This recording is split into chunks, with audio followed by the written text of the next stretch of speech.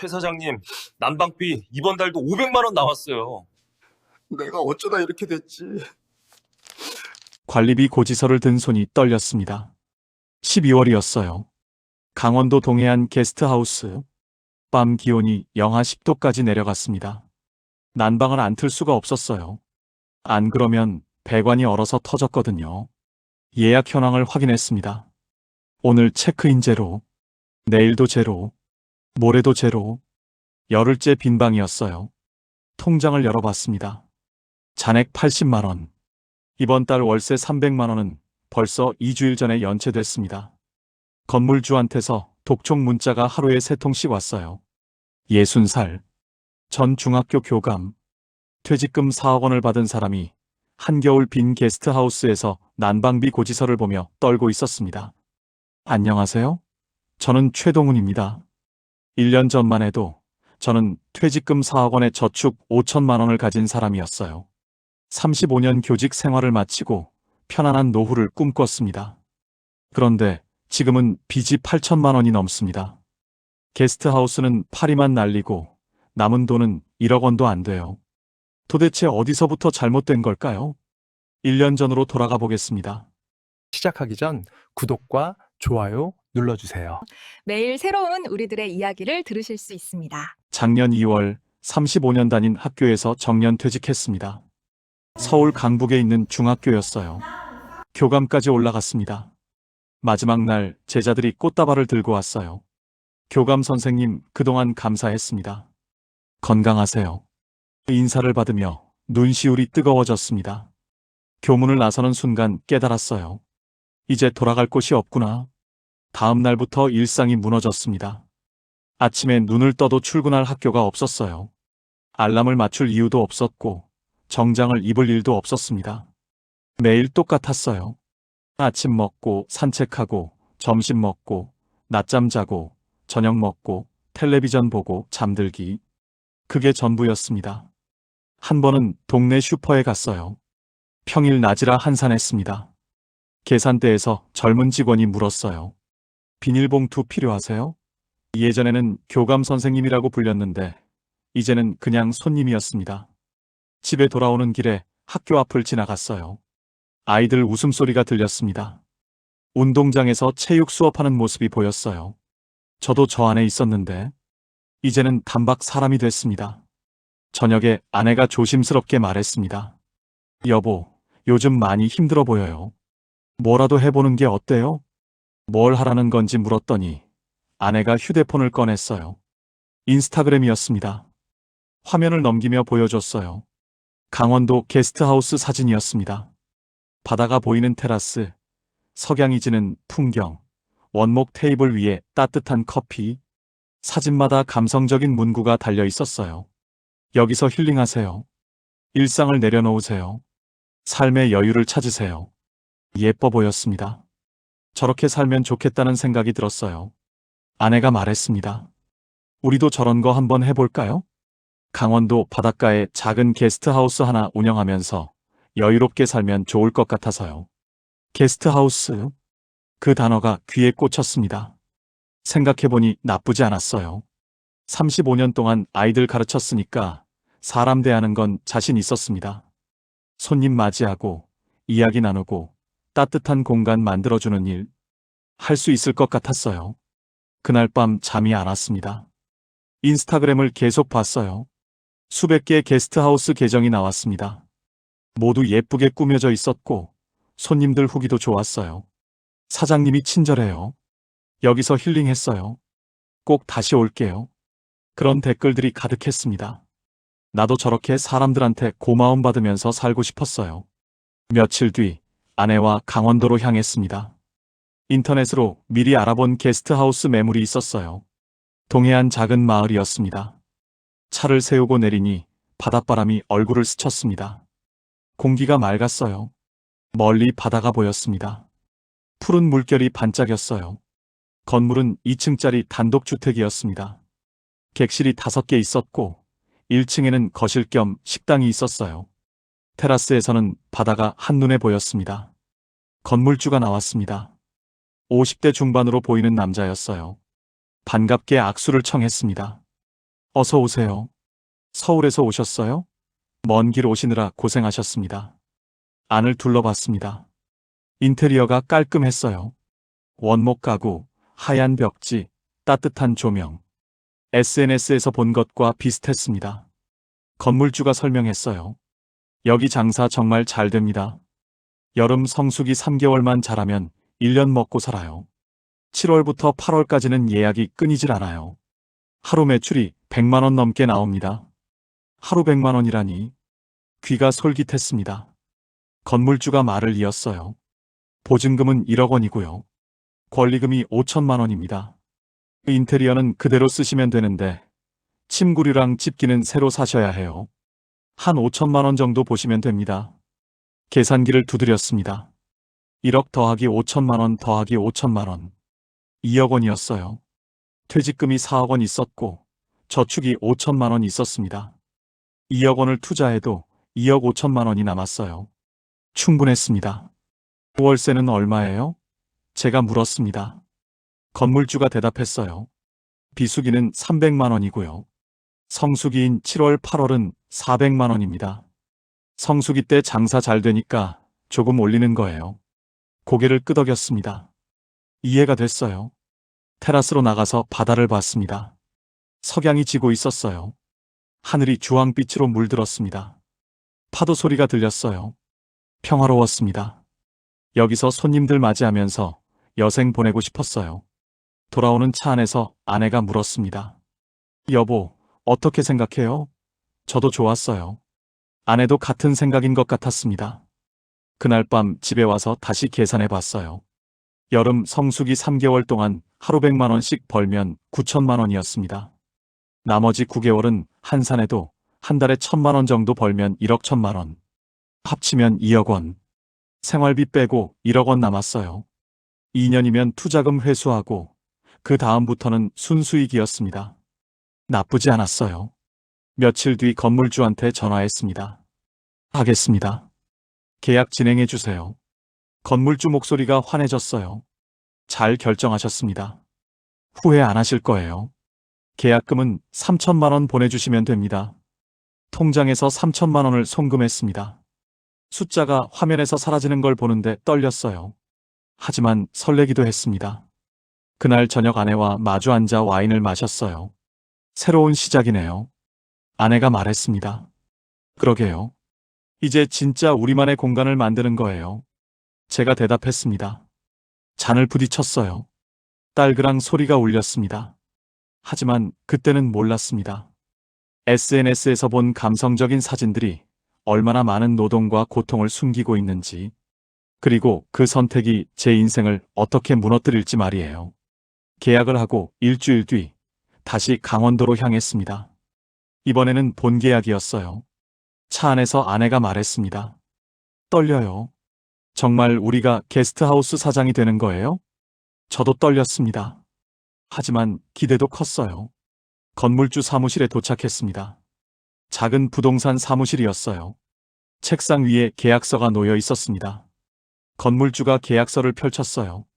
보증금 1억 원, 권리금 5천만 원, 계약기간 2년입니다. 2년 후 재계약하시면 되고요. 설명을 듣고 서명했습니다. 계약금 3천만 원 빼고 잔금 1억 2천만 원을 송금했어요. 통장에서 큰 금액이 빠져나갔습니다. 손이 떨렸지만 이제 시작이었습니다. 건물 열쇠를 받았어요. 묵직했습니다. 이제 이 건물이 우리 거예요. 아내가 웃으며 말했습니다. 건물로 향했습니다. 문을 열고 들어서니 텅 비어 있었어요. 가구는 있었지만 생활감은 없었습니다. 여기에 우리 손길을 더해야 했어요. 2층으로 올라갔습니다. 객실이 5개 있었어요.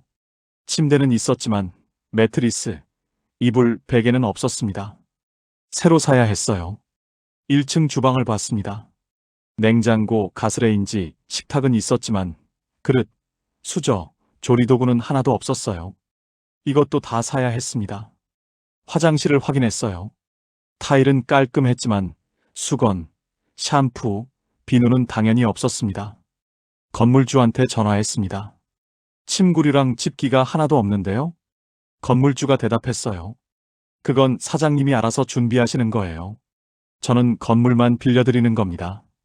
5천만 원이면 된다고 하지 않았나요? 건물주 목소리가 조금 달라졌어요. 그건 최소 금액이에요. 제대로 하려면 좀 더 들어가죠. 암튼 파이팅 하세요.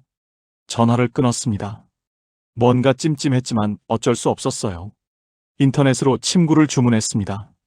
객실 5개, 침대가 총 8개, 매트리스, 이불, 베개, 베개 커버, 침대 시트. 품질 좋은 걸로 사야 손님들이 만족한다는 후기를 봤거든요. 1,500만 원이 나갔습니다. 수건도 주문했어요. 손님용 수건 50장, 목욕 타월 50장. 품질 좋은 호텔용으로 샀습니다. 300만 원이었어요. 주방 용품을 샀습니다. 그릇, 수저, 냄비, 프라이팬, 칼, 도마. 조식을 준비하려면 필요했어요. 500만 원 나갔습니다. 청소용품도 샀어요. 진공청소기, 걸레, 세제, 유리세정제, 화장실 용품. 200만 원 추가였습니다. 어메니티를 주문했습니다. 샴푸, 린스, 바디워시, 비누, 칫솔, 치약. 객실마다 비치해야 했어요. 작은 병으로 개별 포장된 호텔용 제품을 샀습니다. 300만 원이었어요. 전부 합치니 2,800만 원이 나갔습니다. 5천만 원으로 예상했던 금액이 거의 3천만 원이 된 거예요. 게다가 간판을 새로 만들어야 했습니다. 기존 간판이 낡아서 교체가 필요했어요. 디자인 비용까지 포함해서 200만 원 추가였습니다. 그리고 홈페이지도 만들어야 했습니다. 예약 시스템이 필요했거든요. 업체한테 맡겼더니 300만 원이라고 했어요. 또 인스타그램 감성 사진을 찍어야 한다며 전문 사진작가를 불렀습니다. 비용이 100만 원이었어요. 계산해보니 총 3,400만 원이 추가로 들어갔습니다. 처음 예상한 5천만 원이 8,400만 원이 된 거예요. 총 투자금을 다시 계산했습니다. 보증금 1억 원, 권리금 5천만 원, 인테리어와 집기 8,400만 원. 합치면 2억 3,400만 원이었어요. 아내한테 말했습니다. 생각보다 많이 들어갔어요. 처음 계획보다 3천만 원 넘게 더 나갔어요. 아내 얼굴이 어두워졌어요. 어떡해요? 이제 시작인데. 괜찮아요. 남은 돈이 아직 2억 원 넘게 있어요. 애써 밝게 말했지만 속은 불안했습니다. 한 달 동안 준비했습니다. 침구를 정리하고 주방을 꾸미고 청소했어요. 생각보다 힘들었습니다. 매일 새벽부터 밤까지 일했어요. 특히 침대 정리가 힘들었습니다. 8개 침대에 매트리스를 깔고 시트를 씌우고 이불을 펴고 베개를 놓는 작업. 하루 종일 걸렸어요. 허리가 끊어질 것 같았습니다. 아내는 주방 정리를 맡았어요. 그릇을 정리하고 조리도구를 배치하고 냉장고를 청소했습니다. 손목이 아프다고 했어요. 한 달 뒤 드디어 오픈할 준비가 됐습니다. 인스타그램 계정을 만들었어요. 사진작가가 찍은 예쁜 사진들을 올렸습니다. 바다뷰, 깨끗한 객실, 따뜻한 조식상, 감성적인 문구도 달았어요. 예약이 들어오기 시작했습니다. 첫 손님은 20대 커플이었어요. 주말 이틀을 예약했습니다. 1박에 15만 원. 이틀이면 30만 원이었어요. 첫 손님 맞이하는 날이었습니다. 떨렸어요. 현관 앞에서 기다리고 있는데 차 한 대가 들어왔습니다. 젊은 커플이 내렸어요. 환하게 웃으며 인사했습니다. 어서 오세요. 손님들이 짐을 들고 들어왔어요. 와, 진짜 예쁘다. 여자가 감탄했습니다. 사진이랑 똑같아요. 객실로 안내했습니다. 2층 가장 큰 방이었어요. 창문으로 바다가 보였습니다. 손님들이 좋아했어요. 다음 날 아침 조식을 준비했습니다. 빵, 계란, 샐러드, 커피. 간단하지만 정성스럽게 차렸어요. 손님들이 만족하는 표정이었습니다. 체크아웃할 때 손님이 말했어요. 정말 좋았어요. 인스타그램에 후기 올릴게요. 꼭 다시 올게요. 가슴이 벅찼습니다. 이런 맛에 하는구나. 그날 밤 인스타그램을 확인했어요. 손님이 후기를 올렸습니다. 사진도 예쁘게 찍었고 칭찬하는 글도 있었어요. 좋아요가 100개 넘게 달렸습니다. 예약이 조금씩 늘었어요. 주말마다 손님이 왔습니다. 한 달에 8팀 정도. 매출은 240만 원이었어요. 그런데 고정비가 생각보다 많았습니다. 월세 300만 원, 전기세 100만 원, 수도세 50만 원, 인터넷 5만 원. 합치면 455만 원이었어요.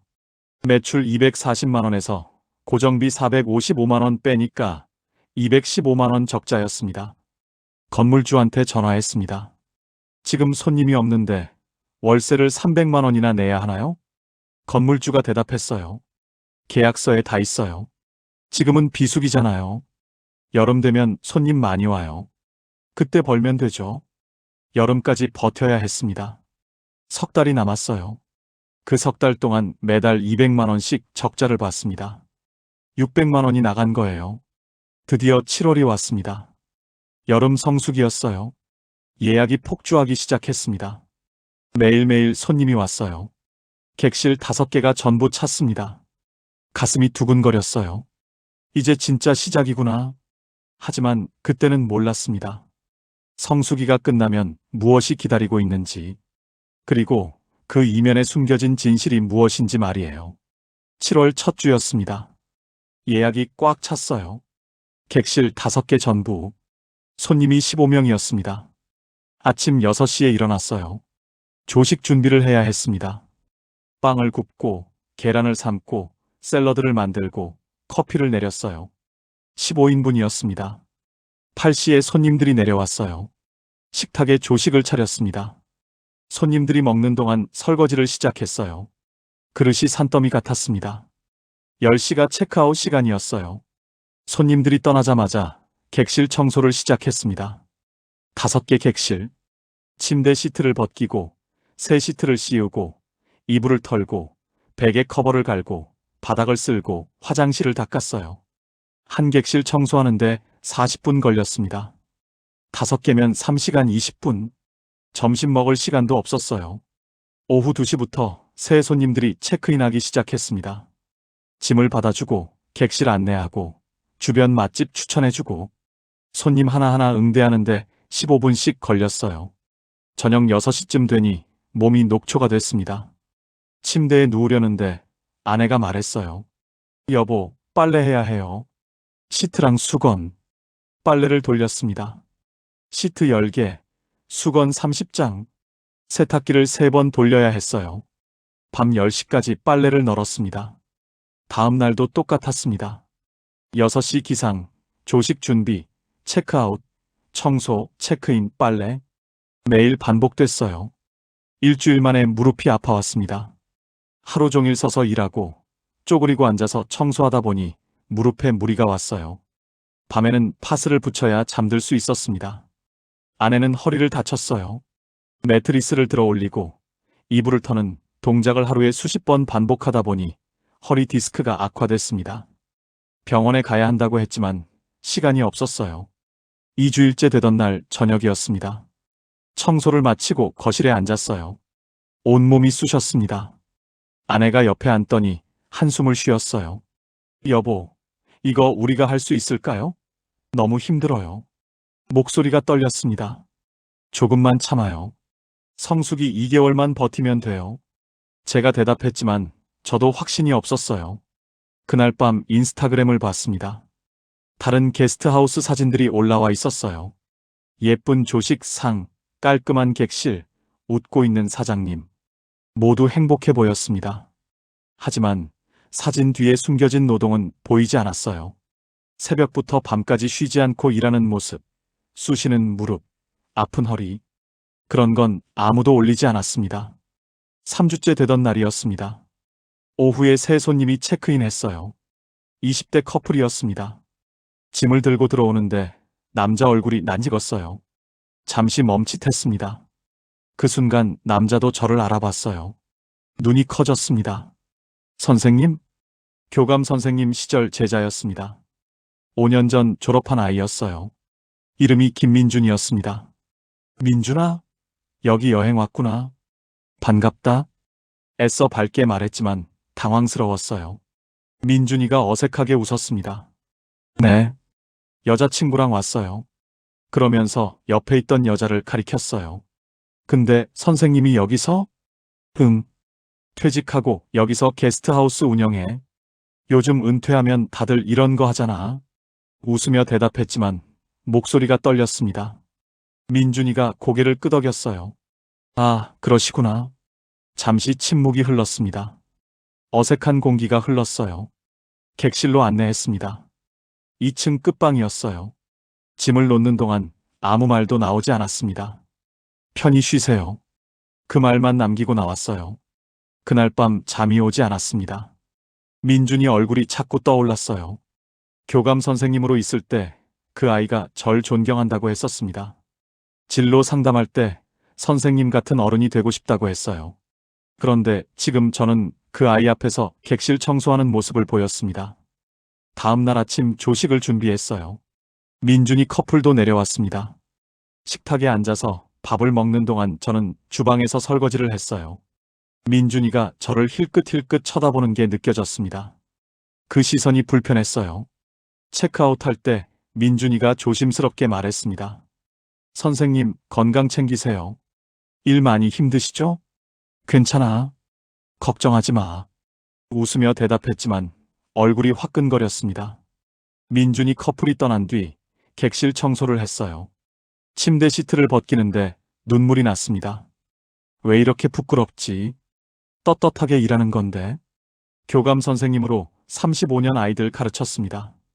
졸업식 때마다 제자들이 감사하다고 인사했어요. 그런데 지금은 제자 앞에서 침대 시트를 빨고 있었습니다. 한 달이 지났습니다. 7월 정산을 해봤어요. 매출을 계산했습니다. 객실 5개, 1박 15만 원, 한 달 31일 전부 예약 찼다고 가정하면. 하지만 실제로는 27일만 찼어요. 나머지 나흘은 비었습니다. 15만 원 곱하기 5객실 곱하기 27일. 2025만 원이었어요. 지출을 계산했습니다. 월세가 7월부터는 400만 원으로 올랐어요. 성수기 요금이었습니다. 전기세가 200만 원 나왔어요. 에어컨을 하루 종일 틀었거든요. 수도세 100만 원, 인터넷 5만 원.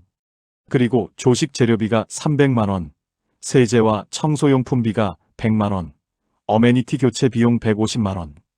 전부 합치니 1350만 원이었습니다. 매출 2025만 원에서 지출 1350만 원을 빼니 675만 원이 남았어요. 순수익 675만 원. 생각보다 적었습니다. 하지만 2개월이면 1350만 원. 나쁘지 않았어요. 8월도 비슷했습니다. 매출 2100만 원, 지출 1400만 원, 순수익 700만 원. 2개월 합쳐서 1375만 원을 벌었습니다. 하지만 몸은 완전히 망가졌어요. 무릎이 더 악화됐습니다. 계단을 오를 때마다 통증이 왔어요. 아내 허리는 더 심해졌습니다. 병원에 갔더니 디스크라고 했어요. 물리치료를 받아야 한다고 했지만 시간이 없었습니다. 9월이 됐습니다. 성수기가 끝났어요. 예약이 뚝 끊겼습니다. 9월 첫 주 예약이 하나도 없었어요. 텅 빈 게스트하우스에서 아내와 마주 앉았습니다. 할 말이 없었어요. 인스타그램을 확인했습니다. 좋아요는 여전히 많이 달렸지만 예약 문의는 없었어요. 그제야 깨달았습니다. 여름 성수기 2개월이 전부구나. 나머지 10개월은 어떻게 버티라는 거지? 가슴이 답답했습니다. 투자금 2억 3천만 원. 2개월 동안 번 돈 1375만 원. 회수하려면 16개월 걸리는데 1년에 2개월만 벌 수 있다면 8년이 걸렸어요. 8년. 그때쯤이면 저는 68살이었습니다. 하지만 그때는 몰랐어요. 진짜 지옥은 지금부터 시작이라는 걸 말이에요. 9월이 지나고 10월이 왔습니다. 예약이 거의 없었어요. 한 달에 서너 팀 정도. 주말에만 간간히 손님이 왔습니다. 10월 매출은 180만 원이었습니다. 하지만 월세는 300만 원이었고 전기세와 수도세, 관리비까지 합치면 500만 원이 나갔어요. 320만 원 적자였습니다. 11월도 비슷했습니다. 매출 150만 원, 지출 450만 원, 300만 원 적자. 12월은 더 심했어요. 겨울이라 난방비가 폭증했습니다. 한 달에 900만 원이 나왔어요. 매출은 100만 원밖에 안 됐습니다. 1200만 원 적자였습니다. 석 달 만에 1820만 원을 잃었습니다. 이듬해 1월도 마찬가지였어요. 난방비 때문에 1000만 원이 넘게 적자를 봤습니다. 4개월 동안 2800만 원을 날렸어요. 여름에 번 돈 1375만 원은 진작에 사라졌고 추가로 1425만 원을 더 쓴 거였습니다. 통장 잔액을 확인했습니다. 1억 5천만 원 남았어요. 원래 2억 원이 있었는데 4,500만 원이 사라진 거였습니다. 건물주한테 전화를 걸었습니다. 지금 손님이 없는데 월세를 좀 깎아주실 수 없나요? 건물주 목소리는 단호했어요. 계약서에 월세 300만 원이라고 되어 있어요. 여름에 400만 원 잘 받으셨잖아요. 비수기라고 깎아드릴 수는 없습니다. 하지만 지금 한 달에 100만 원도 안 벌고 있어요. 이러다가는 정말 못 버텨요. 목소리가 떨렸습니다. 건물주가 한숨을 쉬었어요. 최 사장님, 저도 이해는 하는데요. 저도 먹고 살아야 하잖아요. 계약서대로 해주세요. 전화를 끊었습니다. 답답했어요. 2월이 됐습니다. 여전히 손님이 없었어요. 한 달 내내 예약이 2팀, 매출 45만 원, 지출은 400만 원, 355만 원 적자였습니다. 3월도 비슷했습니다. 4월도 마찬가지. 5월까지 계속 적자였어요. 9월부터 다음해 5월까지 9개월 동안 누적 적자가 4천만 원이 넘었습니다. 통장 잔액은 1억 1천만 원으로 줄어들었어요. 투자금 2억 3천만 원 중에서 2억 2천만 원을 쓴 거였습니다. 6월 초였습니다. 다시 여름이 다가왔어요. 이번에는 잘해야 한다고 다짐했습니다. 인스타그램 마케팅을 강화했어요. 예쁜 사진을 더 많이 올리고 광고도 집행했습니다. 광고비로 200만 원을 썼어요. 예약이 들어오기 시작했습니다. 7월, 8월 예약이 차기 시작했어요. 작년만큼은 아니었지만 그래도 7할 정도는 찼습니다. 하지만 몸이 작년만 못했습니다. 무릎 통증이 심해서 계단 오르기가 힘들었어요. 아내 허리도 악화돼서 청소할 때마다 신음을 흘렸습니다. 7월 어느 날이었습니다. 청소를 하다가 아내가 주저앉았어요. 허리를 잡고 일어나질 못했습니다. 병원에 갔습니다. 의사가 엑스레이를 보더니 고개를 저었어요. 디스크가 많이 악화됐습니다. 지금 일 계속하시면 안 돼요. 수술까지 고려해야 할 수도 있습니다. 수술이요? 가슴이 철렁했습니다. 일단 한 달 정도 푹 쉬셔야 해요. 무거운 거 들지 마시고 허리 숙이는 동작도 피하세요. 의사가 말했습니다. 한 달 쉬라니. 지금 성수기인데 어떻게 쉬어요? 제가 물었습니다. 의사가 심각한 표정을 지었어요. 안 쉬시면 평생 허리 때문에 고생하실 겁니다. 집에 돌아오는 차 안에서 아내가 울었습니다. 미안해요. 제가 일을 못해서. 여보 혼자 어떡해요? 괜찮아요. 내가 할 수 있어요. 대답했지만 막막했습니다. 다음 날부터 혼자 모든 일을 했어요. 조식 준비, 청소, 체크인, 빨래. 하루 20시간을 일했습니다. 새벽 5시에 일어나서 새벽 1시에 잤어요. 일주일 만에 몸이 완전히 무너졌습니다. 어지러웠고 밥맛이 없었어요. 체중이 5kg 빠졌습니다. 2주일째 되던 날 아침이었습니다. 조식을 준비하다가 현기증이 왔어요. 주방 바닥에 주저앉았습니다. 손님이 내려와서 저를 발견했어요. 사장님, 괜찮으세요? 당황한 목소리였습니다. 괜찮아요. 그냥 좀 어지러워서요. 일어나려고 했지만 다리에 힘이 안 들어갔어요. 손님이 119에 전화했습니다. 구급차가 왔어요. 들것에 실려서 병원으로 갔습니다. 응급실에서 링거를 맞았습니다. 의사가 말했어요. 과로입니다. 몸이 한계에 도달한 거예요. 이러다 큰일 납니다. 천장만 바라봤습니다. 형광등 불빛이 눈부셨어요. 1년 반 만에 이렇게 됐구나. 병원비를 계산했습니다. 25만 원. 아까웠지만 어쩔 수 없었어요. 당일 퇴원하고 게스트하우스로 돌아왔습니다. 손님들이 체크아웃을 기다리고 있었어요. 죄송합니다. 몸이 안 좋아서 늦었어요. 사과했습니다. 손님들은 괜찮다고 했지만 불편한 표정이었어요. 7월, 8월을 겨우 버텼습니다. 이번에는 매출이 작년보다 적었어요. 2개월 합쳐서 3,500만 원. 지출이 2,800만 원. 순수익은 700만 원이었습니다. 작년보다 600만 원 적게 벌었어요. 몸은 더 망가졌는데 돈은 덜 벌었습니다. 9월이 왔습니다. 다시 예약이 끊겼어요. 텅 빈 게스트하우스에서 아내와 마주 앉았습니다. 아내가 말했습니다. 여보, 우리 이거 접는 게 어때요? 이렇게 하다가는 돈도 다 잃고 건강도 잃어요. 조금만 더 버텨봐요. 내년 여름까지만. 제가 말했지만 확신이 없었습니다. 그날 밤 계산해 봤어요. 투자금 2억 3천만 원, 1년 반 동안 누적 적자 6천만 원. 합치면 2억 9천만 원을 쓴 거였습니다. 여름 2개월 동안 번 돈은 1,375만 원 플러스 700만 원. 총 2,075만 원. 2억 9천만 원을 쓰고 2,075만 원을 벌었어요. 2억 6,925만 원 손실이었습니다. 남은 돈은 4,075만 원. 거의 다 날아간 거였습니다. 그때 깨달았어요. 이건 끝이 없구나. 계속 버텨도 회복할 수 없구나. 하지만 그때는 몰랐습니다. 더 큰 재앙이 다가오고 있다는 걸 말이에요. 제오장 비수기의 공포. 9월부터 다시 지옥이 시작됐습니다. 예약이 거의 없었어요. 일주일에 한 팀 정도. 한 달 매출이 100만 원도 안 됐습니다. 하지만 고정비는 그대로였어요. 월세 300만 원, 전기세 100만 원, 수도세 50만 원. 한 달에 450만 원이 나갔습니다. 9월부터 12월까지 4개월 동안 1,600만 원 적자를 봤어요. 남은 돈 4,075만 원 중에서 2,475만 원만 남았습니다. 이듬해 1월이 됐습니다. 한겨울이었어요. 난방비가 또 폭증했습니다. 하루에 30만 원씩 나갔어요. 한 달이면 900만 원이었습니다. 난방을 안 틀 수가 없었어요. 영하 15도까지 내려가는 날도 있었습니다. 배관이 얼면 터지기 때문에 보일러를 계속 돌려야 했어요. 한 달 고정비가 1,200만 원이 넘었습니다. 매출은 50만 원, 1,150만 원 적자였어요.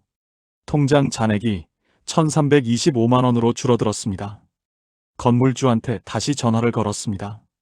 정말 어렵습니다. 월세 좀 깎아주세요. 아니면 일시적으로라도 유예해주세요.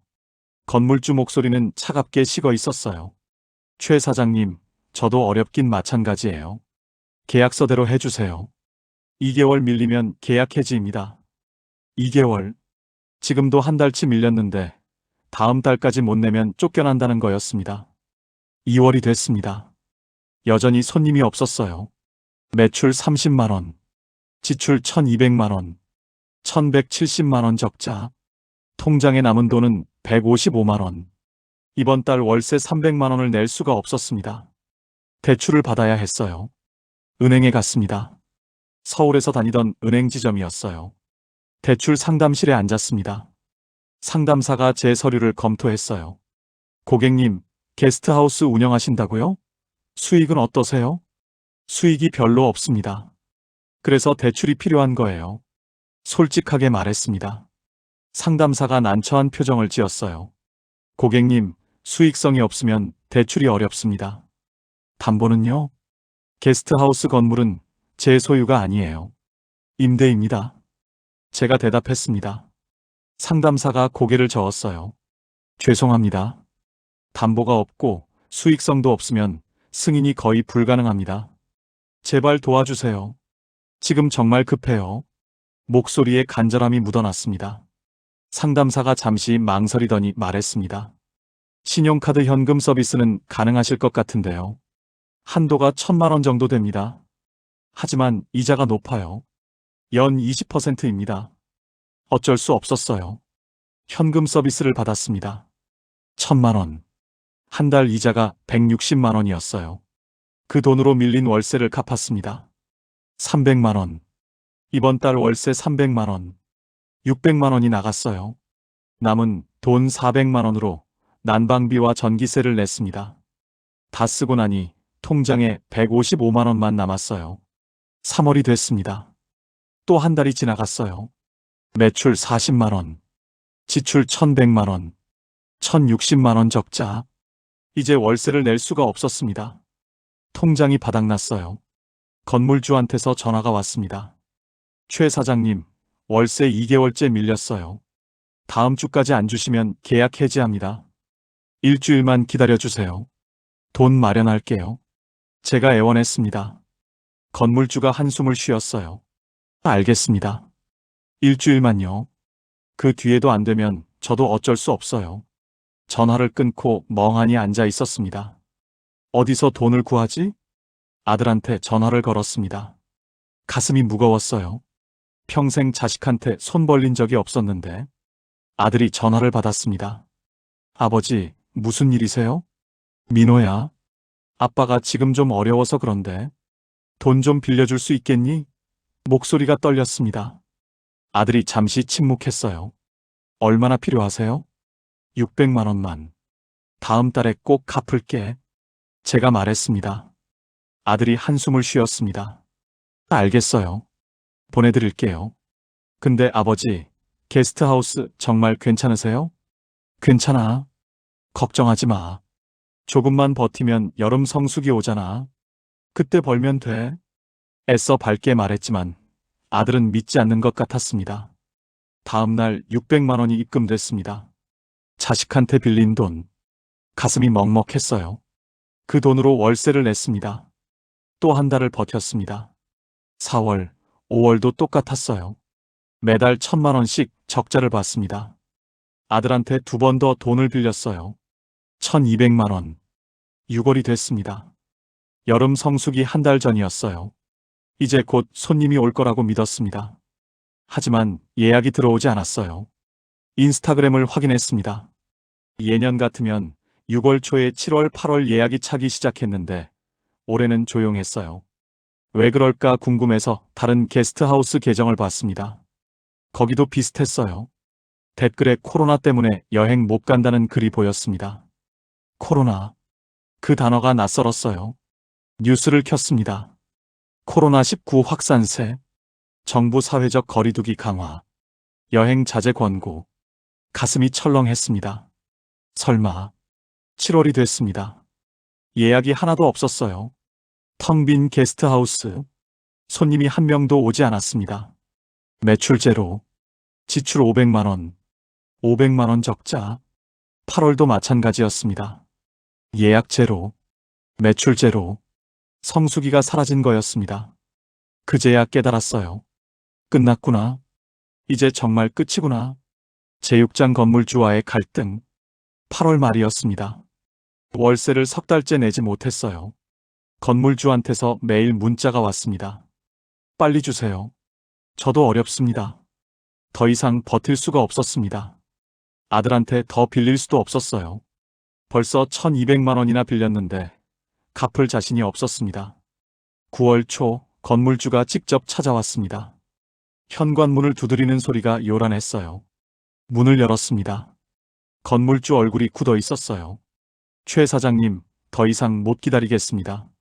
월세 3달치 900만 원 당장 주세요. 지금 손에 돈이 없어요. 조금만 기다려주세요. 제가 애원했습니다. 건물주가 고개를 저었어요. 저도 이해는 하는데요. 계약서 보셨죠? 2개월 연체 시 즉시 해지라고 되어 있어요. 지금 3달째인데 제가 많이 봐드린 겁니다. 계약서를 다시 펼쳤습니다. 정말 그렇게 적혀 있었어요. 작은 글씨로. 처음 계약할 때는 못 봤던 문구였습니다. 그럼 어떻게 해야 해요? 제가 물었습니다. 건물주가 말했습니다. 다음 주까지 900만 원 주시거나 아니면 나가셔야 해요. 저도 다른 세입자 구해야 합니다. 권리금은요? 제가 5천만 원 주고 산 건데. 제가 물었습니다. 건물주가 냉정하게 대답했어요. 계약서 보세요. 중도 해지 시 권리금 반환 없음이라고 되어 있어요. 그리고 인테리어도 원상복구하셔야 하는데 그건 포기하셔도 됩니다. 제가 다음 세입자한테 그대로 넘길 테니까요. 인테리어도요? 1,000만 원 넘게 들어간 건데요.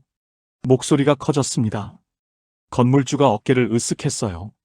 죄송하지만 계약이 그래요. 이건 제 잘못이 아닙니다.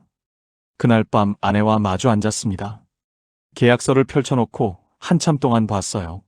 작은 글씨로 빼곡하게 적혀 있었습니다. 모두 불리한 조항들이었어요. 중도 해지 시 권리금 반환 없음. 인테리어 비용 청구 불가. 원상복구 의무. 2개월 연체 시 즉시 해지. 왜 처음에 이걸 제대로 안 읽었을까요? 후회가 밀려왔습니다. 아내가 말했습니다. 여보, 이제 그만해요. 더 이상은 못 버텨요. 고개를 끄덕였습니다. 알아요. 나도 알아요. 며칠 뒤 건물주한테 전화를 걸었습니다. 나가겠습니다. 다음 주까지 정리할게요. 건물주가 안도하는 목소리로 말했어요. 잘 결정하셨어요. 빨리 정리해 주세요. 짐을 싸기 시작했습니다. 1년 반 동안 모았던 것들. 침구, 그릇, 청소용품. 박스에 담았어요. 그러다가 쓰러졌습니다. 갑자기 현기증이 왔어요. 바닥에 주저앉았습니다. 아내가 놀라서 달려왔어요. 여보, 괜찮아요? 119 불러요? 괜찮아요.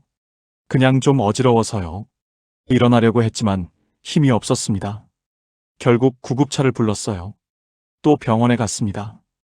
응급실에서 링거를 맞았어요. 의사가 말했습니다. 극심한 스트레스와 과로입니다. 이러다 정말 큰일 나요. 천장만 바라봤습니다. 하얀 천장이 눈부셨어요. 1년 반. 이게 끝이구나. 당일 퇴원했습니다. 병원비 30만 원. 통장에서 빠져나갔어요.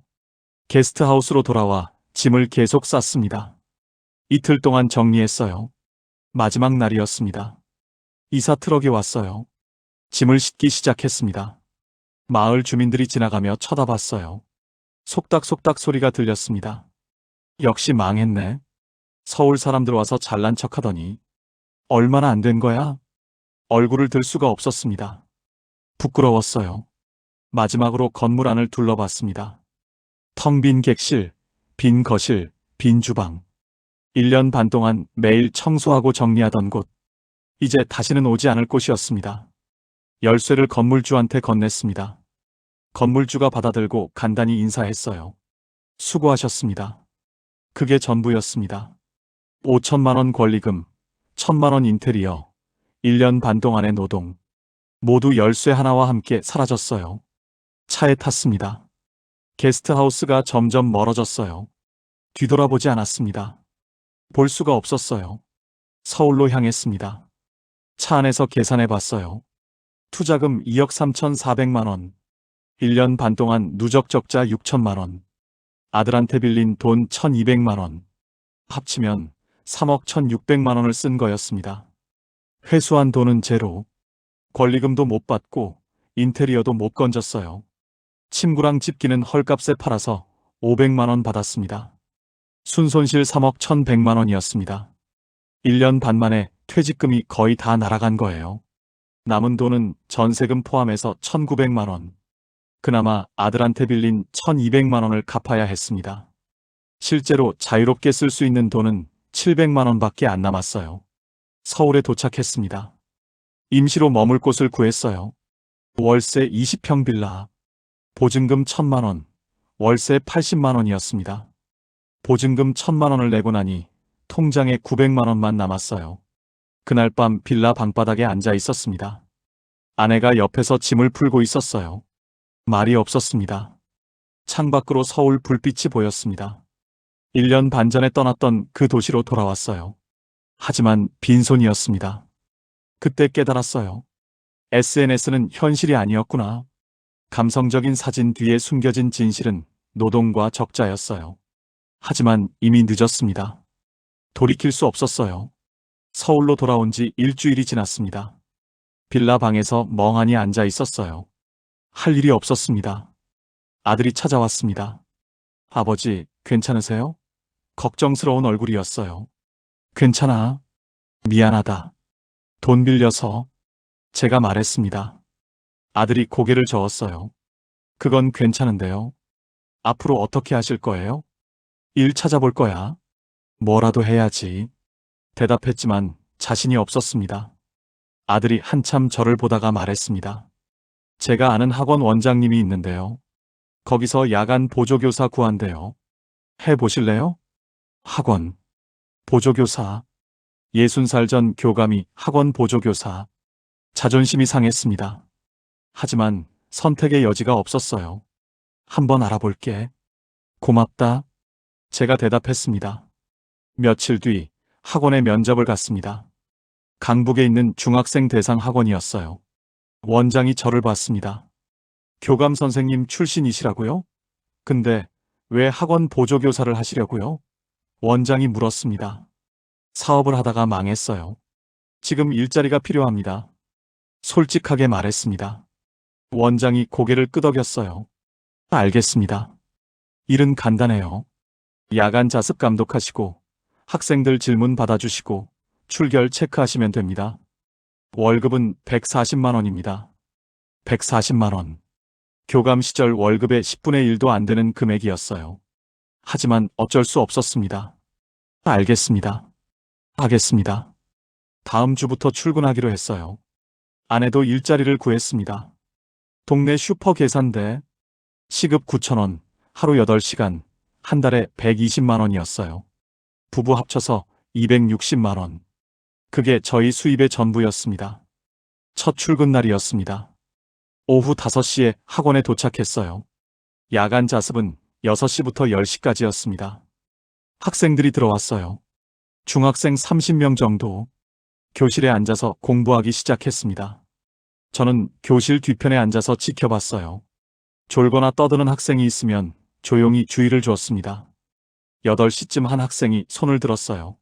선생님, 수학 문제 질문 있어요.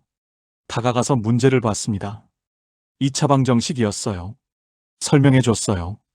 학생이 이해했다며 고개를 끄덕였습니다. 35년 아이들 가르친 경험이 남아 있었어요. 설명하는 동안 예전 기억이 떠올랐습니다. 10시에 자습이 끝났습니다. 학생들이 집에 갔어요. 교실을 정리하고 불을 껐습니다. 집에 돌아오니 11시였어요. 아내가 먼저 와서 저녁을 차려놓고 있었습니다. 김치찌개와 밥. 둘이 마주 앉아 먹었어요. 힘들었어요? 아내가 물었습니다. 괜찮아요. 당신은요?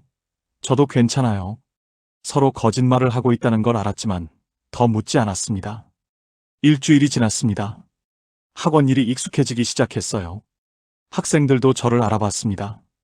그러던 어느 날이었습니다. 자습 시간에 복도를 지나가는데 한 학생과 눈이 마주쳤어요. 순간 멈칫했습니다. 낯익은 얼굴이었어요. 학생도 저를 알아봤습니다. 교감 선생님? 제자였습니다. 4년 전 졸업한 아이였어요. 이름이 이수진이었습니다. 수진아, 여기 다니는구나. 애써 밝게 말했지만 당황스러웠어요. 수진이가 어색하게 웃었습니다. 네. 근데 선생님이 여기서 일하세요? 응. 퇴직하고 여기서 아이들 가르치고 있어. 학원 보조교사야. 목소리가 떨렸습니다. 수진이가 고개를 끄덕였어요. 아, 그러시구나. 잠시 침묵이 흘렀습니다. 그러다 수진이가 교실로 들어갔어요. 복도에 혼자 남았습니다. 가슴이 답답했어요. 교감 선생님으로 있을 때 수진이는 제 연구실에 자주 왔었습니다. 진로 상담을 했어요. 선생님처럼 교육자가 되고 싶다고 했습니다. 그런데 지금 저는 그 아이가 다니는 학원에서 야간 자습 감독을 하고 있었어요. 그날 밤 집에 돌아와서 잠이 오지 않았습니다. 천장만 바라봤어요. 35년 교직 생활. 수백 명 제자를 가르쳤습니다. 졸업식 때마다 선생님 감사합니다 하고 인사받았어요. 그런데 지금은 제자들 앞에서 학원 보조교사를 하고 있었습니다. 그 후로 수진이와 가끔 마주쳤습니다. 복도에서, 계단에서 서로 어색하게 인사했어요. 더 이상 말은 나누지 않았습니다. 석 달이 지났습니다. 학원 일도 익숙해졌고 아내도 슈퍼 일이 익숙해졌어요. 한 달에 260만 원, 월세 80만 원 내고 생활비 100만 원 쓰고 나머지 80만 원은 저축했습니다. 아들한테 빌린 돈을 갚기 시작했어요. 한 달에 50만 원씩. 24개월 걸릴 계획이었습니다. 6개월이 지났습니다. 어느 날 학원에서 일하는데 한 학생이 질문했어요. 선생님, 선생님은 왜 선생님 됐어요? 순간 멈칫했습니다. 왜 선생님이 됐냐고. 한참 생각하다가 대답했습니다. 사람을 가르치는 게 좋았거든. 학생들이 성장하는 모습 보는 게 보람이 있었어. 그럼 지금도 그래요? 학생이 물었습니다. 그래. 지금도 그래. 제가 웃으며 대답했어요. 그 순간 깨달았습니다. 교감이든 학원 보조교사든 본질은 같았어요. 아이들을 가르치는 것. 직함이 중요한 게 아니었습니다. 내가 하는 일이 중요했어요. 1년이 지났습니다. 학원에서 계속 일했어요. 학생들이 저를 좋아했습니다. 질문하러 자주 왔어요. 한 번은 수진이가 졸업하는 날이었습니다. 학원 입구에서 마주쳤어요. 선생님, 그동안 감사했어요. 질문 많이 받아주셔서 도움됐어요. 수진이가 인사했습니다. 고맙다. 고등학교 가서도 열심히 해. 제가 대답했어요. 수진이가 잠시 망설이다가 말했습니다.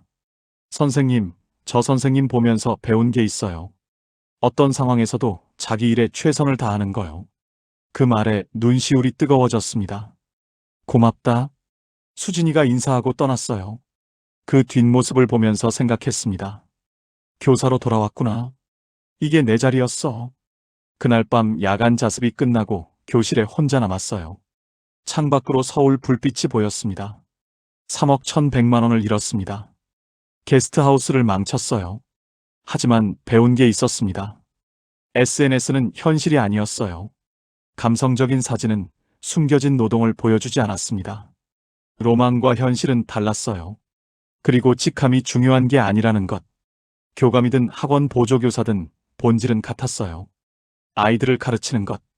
창밖을 바라보며 생각했습니다. 그래도 아직 가르칠 수 있으니 감사합니다. 진심이었어요. 2년이 지났습니다. 62살이 됐어요. 여전히 학원에서 일하고 있었습니다. 한 달 수입은 여전히 260만 원. 아내와 합쳐서요. 적지만 안정적이었어요. 빚도 조금씩 갚아나가고 있었습니다. 어느 날 학원 원장이 저를 불렀습니다. 최 선생님, 다음 달부터 정규 교사로 전환하시겠어요? 중학교 3학년 수학 맡으시면 됩니다. 월급은 200만 원으로 올려드릴게요. 정규 교사. 가슴이 뛰었어요.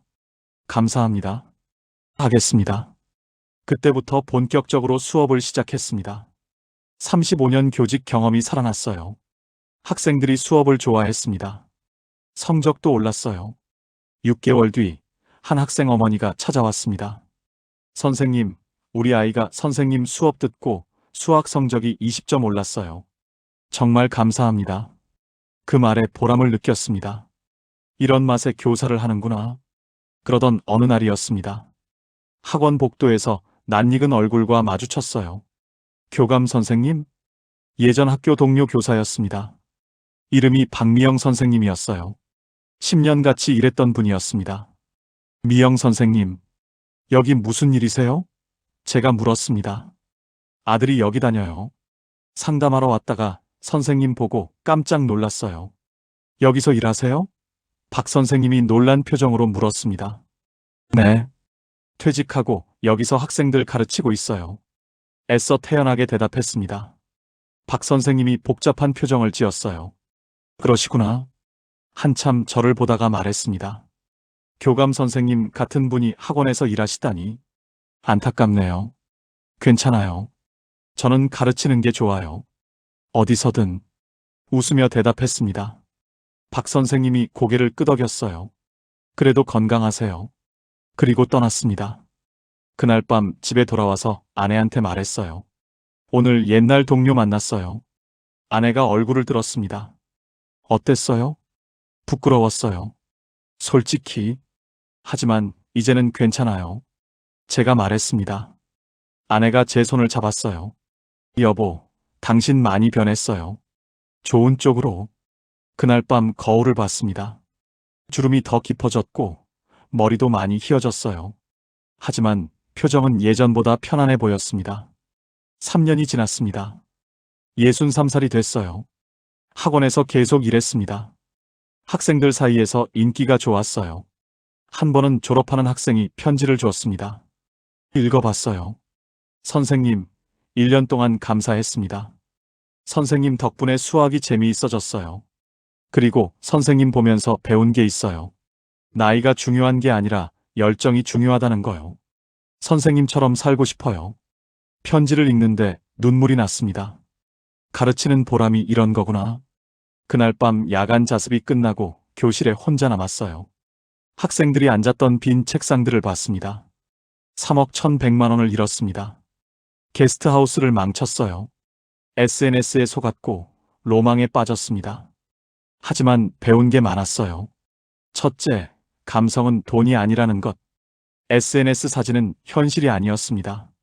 예쁜 사진 뒤에는 끝없는 노동과 적자가 숨어 있었어요. 둘째, 숫자를 냉정하게 봐야 한다는 것. 여름 2개월만 벌고 10개월을 버텨야 하는 구조. 처음부터 계산이 안 맞았어요. 셋째, 계약서를 꼼꼼히 읽어야 한다는 것. 작은 글씨로 숨겨진 조항들이 저를 무너뜨렸습니다. 넷째, 직함이 중요한 게 아니라는 것. 교감이든 학원 교사든 본질은 같았어요. 아이들을 가르치는 것. 창밖으로 학생들 웃음소리가 들렸습니다. 야간 자습 끝나고 집에 가는 아이들이었어요. 그 소리를 들으며 생각했습니다. 교사로 돌아왔구나. 이게 내 자리였어. 월급은 적지만 보람이 있었어요. 빚은 아직 남아있지만 조금씩 갚고 있었습니다. 건강은 예전만 못하지만 일할 수 있었어요. 무엇보다 아내가 옆에 있었습니다.